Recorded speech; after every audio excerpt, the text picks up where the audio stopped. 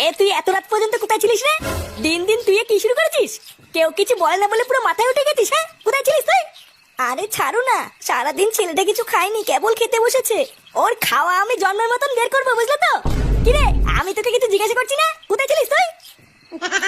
দেখেছো তো, আমি একটা জিনিস জিজ্ঞাসা করছি আর ও সেটারও উত্তর দিচ্ছে না।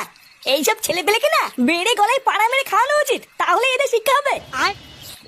দাঁড়া, যত পারবি গিলে নে, একবার সকালটা হোক তারপরে তোর ব্যবস্থা করছি।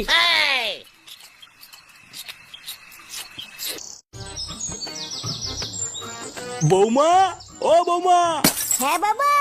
এই বাজারটা নিয়ে যাও। এই নাও বাজারটা ধরো, আর তোমার মাকে একটু ডাকো, তোমার মার সাথে আমার একটু কথা আছে। মা তো কলপারে বাসন মাজছে, হয়ে গেলেই পাঠিয়ে দেবো। আচ্ছা ঠিক আছে। আর দাদু ভাই কোথায়? ওকে ঘুম থেকে উঠেছে? ফাটা তো সেই সকালবেলায় ঘুম থেকে উঠে কোথায় যেন গেল, আমাকে তো বলেও গেল না। তা কোথায় যাচ্ছে একটু জিজ্ঞাসাও করলে না? এমনিতেই দাদু ভাইয়ের মতি গতি আমার খুব একটা ভাল লাগছে না, কোথায় যে যায় কার সাথে যে মেশে কিছুই তো বুঝতে পারছি না। আচ্ছা শোনো, দাদু ভাই বাড়িতে আসলে আমার কাছে পাঠিয়ে দিও, ওর সাথে আমার একটু কথা আছে। আচ্ছা বাবা, ঠিক আছে। কি বলছিস কি রে ফুটো?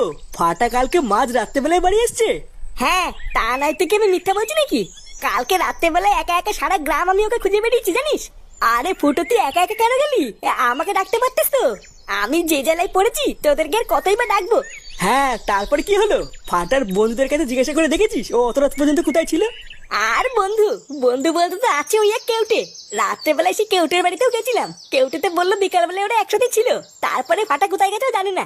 তারপর দেখি সেই মাঝ রাত্রেবেলায় বাড়ি এসছে। আমি 100 বার জিজ্ঞাসা করলাম কোথায় ছিলিস, কিন্তু ঢ্যামনাটা একটা কথার কোনো উত্তর দিল না, জানিস? আচ্ছা, খোঁজ নিয়ে দেখেছিস ফাটা কোনো বাজে সঙ্গে পড়েনি তো? এই যে কারোর সাথে কোনো কথা না বলা, তারপরে মাঝ রাত্রেবেলায় বাড়ি আসা, এই ব্যাপারটা কিন্তু আমার মোটেও ভালো লাগছে না রে ফুটো। হ্যাঁ রে ফুটো, ও পল্টুদা কিন্তু এটা একদম ঠিকই বলেছে। ফাটা কোথায় যাচ্ছে, কি করছে, এইসব বিষয়ে একটু খোঁজ খবর নে, বুঝলি? হ্যাঁ, শুধু খোঁজ খবর নিলেই হবে না, আজকে রাত থেকে তুই ফাটাকে একটু চোখে চোখে রাখ, বুঝলি?